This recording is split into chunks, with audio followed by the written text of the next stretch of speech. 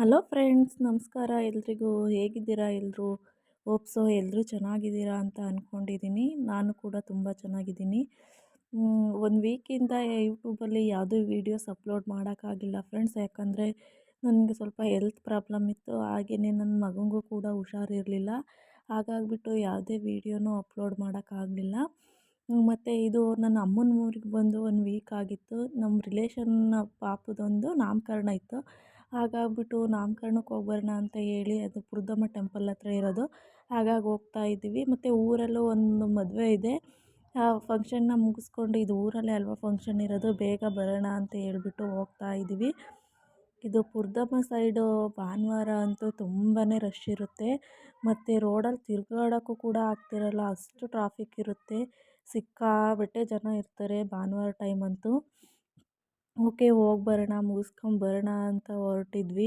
Full ಜನ, full rush ಆಗಿತ್ತು. And okay friends, ಯಾರೆಲ್ಲರೂ ಈ ವಿಡಿಯೋ ನೋಡ್ತಾ ಇದ್ದೀರಾ ಎಲ್ರಿಗೂ ಥ್ಯಾಂಕ್ ಯು ಸೋ ಮಚ್.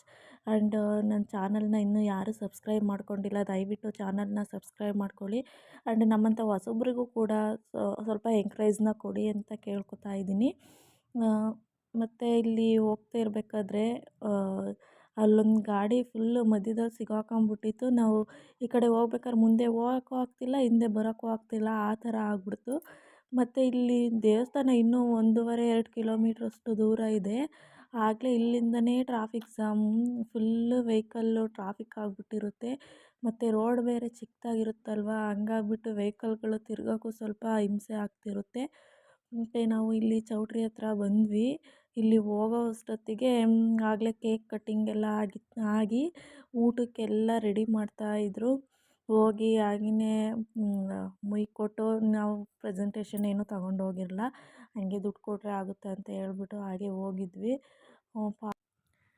ನಾನು ಅಲ್ಲಿ ಫೋಟೋ ತೆಗೆಸ್ಕೊಳ್ಳುವಾಗ ನಮ್ಮ ಮನೆಯವ್ರಿಗೆ ವೀಡಿಯೋ ಮಾಡ್ಕೊಳ್ಳಿ ಅಂತ ಹೇಳಿದ್ರೆ, ಅವರು ವೀಡಿಯೋ ಆಗ್ತಿದೆ ಅಂದ್ಬಿಟ್ಟು ಹಾಗೆ ಫೋನ್ ಇಟ್ಕೊಂಡಿದ್ದಾರೆ. ಅದು ನೋಡಿದರೆ ವೀಡಿಯೋನೇ ರೆಕಾರ್ಡ್ ಆಗಿಲ್ಲ. ಬಂದು ನೋಡ್ತಿದ್ದೀನಿ, ಫೋನು ವೀಡಿಯೋನೇ ರೆಕಾರ್ಡ್ ಆಗಿಲ್ಲ. ಆಮೇಲೆ ಓಕೆ ಹೋಗಲಿ ಬಿಡು, ಇದನ್ನೇ ವೀಡಿಯೋ ಹಾಕಿದ್ರೆ ಆಯಿತು ಅಂದ್ಕೊಂಡು ಸುಮ್ಮನೆ ಆದ್ವಿ. ಮತ್ತು ಇದನ್ನ ಜಾಸ್ತಿ ಜನ ಏನಿರಲಿಲ್ಲ, ಸ್ವಲ್ಪ ಕಮ್ಮಿನೇ ಇದ್ದರು. ಹಾಗಾಗ್ಬಿಟ್ಟು ನಮ್ಮ ಮನೆಯವರು ಫಸ್ಟ್ನೇ ಅಂತಿಲ್ಲೇ ಕೂತ್ಬಿಟ್ಟು ಆಗಲೇ ಬ್ಯಾಟಿಂಗ್ ಮಾಡೋಕ್ಕೆ ಸ್ಟಾರ್ಟ್ ಮಾಡಿದ್ದಾರೆ. ಅಪ್ಪ ಮಗ ಇಬ್ಬರು ಊಟಕ್ಕೆ ಹೋದರು. ಸರಿ, ನೀವು ಊಟ ಮುಗಿಸ್ಕೊಂಬನ್ನಿ, ನೆಕ್ಸ್ಟ್ ನಾನು ಊಟ ಮಾಡ್ತೀನಿ ಅಂತ ಹೇಳ್ಬಿಟ್ಟು ನಾನು ಪಾಪನ ಎತ್ಕೊಂಡಿದ್ದೆ.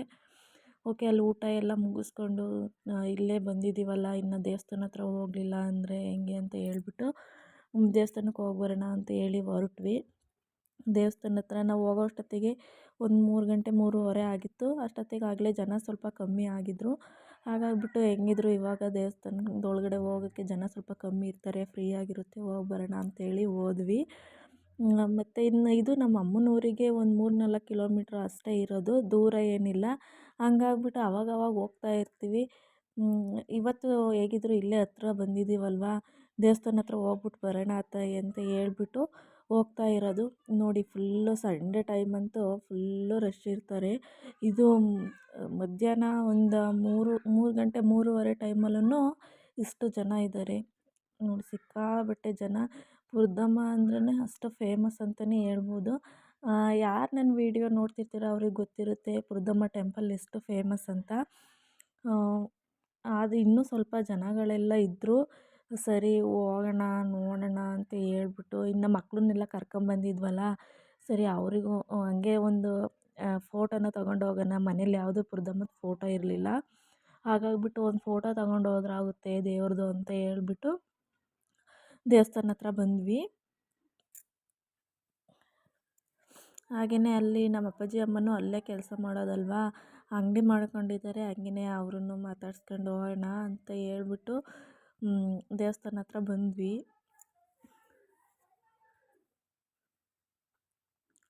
ಇದು ನಮ್ಮ ಪುರದಮ್ಮ ಟೆಂಪಲ್. ಸುತ್ತಮುತ್ತ ಈ ಥರ ಇದೆ, ತುಂಬ ಚೆನ್ನಾಗಿದೆ. ಫುಲ್ಲು ಮಹಿಮೆ ಜಾಸ್ತಿ ದೇವ್ರದ್ದು. ಸಿಕ್ಕಾಪಟ್ಟೆ ಜನ ಸೇರ್ತಾರೆ ಅಂತಲೇ ಹೇಳ್ಬೋದು.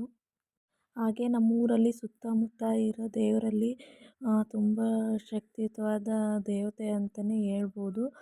ಅಪ್ಪ ಮಗ ಇಬ್ಬರೂ ಕೈಕಾಲು ತೊಳ್ಕೊಂಡು ಒಳಗಡೆ ಹೋಗೋಕ್ಕೆ ಕೈಕಾಲನ್ನ ತೊಳ್ಕೊತಾ ಇದ್ದಾರೆ. ಹಾಗೆ ಒಳಗಡೆ ಹೋಗೋಣ ಅಂತ ಹೇಳಿದ್ರೆ ಸಿಕ್ಕಾಪಟ್ಟೆ ರಶ್ ಇದ್ದರು. ಓಕೆ, ಫೋಟೋ ತೊಗೊಂಡು ಬರ್ತೀವಲ್ಲ, ಅದನ್ನು ಪೂಜೆ ಮಾಡಿಸ್ಕೊಳಕ್ಕೆ ಹೇಗಿದ್ರು ಒಳಗಡೆ ಹೋಗ್ಬೇಕಲ್ವ ಅಂತ ಹೇಳ್ಬಿಟ್ಟು ಹೊರಗಡೆಯಿಂದನೇ ಒಂದು ನಮಸ್ಕಾರ ಹಾಕಿದ್ವಿ. ಮತ್ತು ಇಲ್ಲಿ ಪುರದಮ್ಮ ದೇವ್ರ ಎದುರುಗಡೆನೇ ಅದು ಭೂತಪ್ಪ ದೇವಸ್ಥಾನ ಇದೆ. ಹೋಗ್ಬಿಟ್ಟು ಅಲ್ಲಿ ಕರ್ಪೂರನ ಹಚ್ಚಿದ್ವಿ.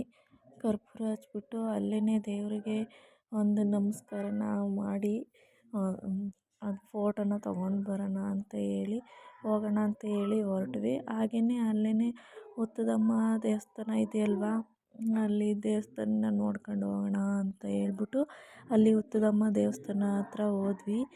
ಅಲ್ಲಿ ನನ್ನ ಚಿಕ್ಕ ಮಗ ಸ್ವಲ್ಪ ಅಳ್ತಿದ್ದ, ಹಠ ಮಾಡ್ತಿದ್ದ. ಅದಕ್ಕೆ ನಮ್ಮ ಯಜಮಾನ್ರು ಅವನನ್ನು ಅಲ್ಲಿ ನಿಲ್ಲಿಸ್ಕೊಂಬಿಟ್ಟು ತೋರಿಸಿ ನೀನು ನೋಡು, ದೇವ್ರು ನೋಡು ಅಂತ ಹೇಳ್ಬಿಟ್ಟು ಆಟ ಆಡಿಸ್ತಾ ಇದ್ದಾರೆ. ಅವನು ಅದನ್ನು ನೋಡ್ಕೊಂಡು ಆಟ ಆಡ್ತಾ ನಿಂತಿದ್ದ. ಯಾಕೋ ಅವನು ಸಿಕ್ಕಾಬಿಟ್ಟೆ, ಅವ್ನಿಗೆ ಹುಷಾರಿಲ್ಲದೆ ಇದ್ದಾಗಿಂದ ತುಂಬಾ ಹಠ ಮಾಡ್ತಾನೆ, ತುಂಬ ಅಳಕ್ಕೆ ಸ್ಟಾರ್ಟ್ ಮಾಡ್ತಾನೆ, ಸುಮ್ಮನೆ ಇರಲ್ಲ. ನನಗೇನೋ ಒಂಥರ ಹಿಂಸೆ ಆಗುತ್ತೆ ಅನಿಸುತ್ತೆ. ಅದಕ್ಕೆ ಯಾವಾಗ್ಲೂ ಕಯ ಕಯ ಅಂತ ಅಳ್ತಾನೇ ಇರ್ತಾನೆ ಯಾವಾಗ್ಲೂ. ಮತ್ತು ಅಲ್ಲೆಲ್ಲ ಮುಗಿಸ್ಕೊಂಡು ಸರಿ ಫೋಟೋ ತರೋಣ ಅಂತ ಹೋದ್ವಿ. ಇವತ್ತು ಇಲ್ಲಿಗೆ ಹೋಗೋ ಪ್ಲ್ಯಾನಿಂಗೇ ಇರಲಿಲ್ಲ. ನಮ್ಮ ಮನೆಯವ್ರು ಏನೋ ಕೆಲ್ಸಕ್ಕೆ ರಜಾ ಹಾಕ್ಕೊಂಡು ಬಾ ಹೋಗ್ಬಿಟ್ಟು ಬರೋಣ ಅಂತ ಹೇಳಿ ಸಡನ್ನಾಗಿ ರೆಡಿ ಆಗಂತ ಹೇಳ್ಬಿಟ್ಟು ಕರ್ಕೊಂಡು ಬಂದರು. ನಾವು ನಾಮಕರಣಕ್ಕೆ ಹೋಗೋ ಪ್ಲ್ಯಾನಿಂಗೇ ಇರಲಿಲ್ಲ.